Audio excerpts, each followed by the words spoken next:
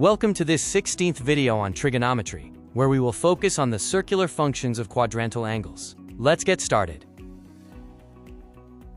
We will be using the unit circle, which has a center at the origin, 0, 0, and a radius of 1. Any point on this circle is defined by an angle measured from the positive x-axis.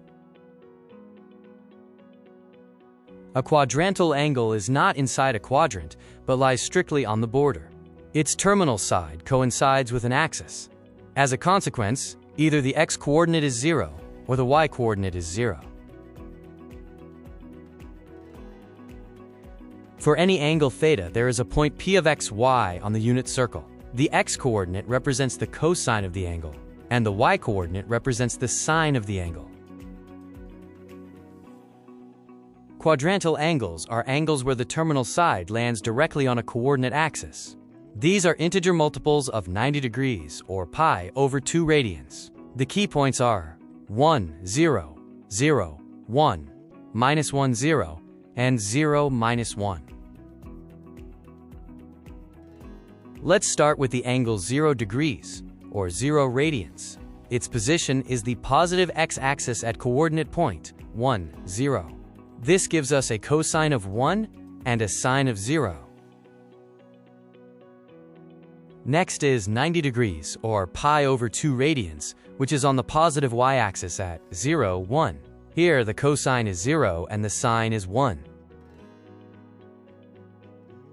The angle 180 degrees, or pi radians, is on the negative x-axis at minus 1, 0. Therefore, the cosine is minus 1 and the sine is 0. At 270 degrees, or 3 pi over 2 radians, the position is the negative y-axis, with coordinates 0, minus 1. This means the cosine is 0, and the sine is minus 1. Finally, 360 degrees, or 2 pi radians, returns to the positive x-axis at 1, 0. The cosine is 1, and the sine is 0. Note that this angle is coterminal with 0 degrees. Negative angles rotate clockwise.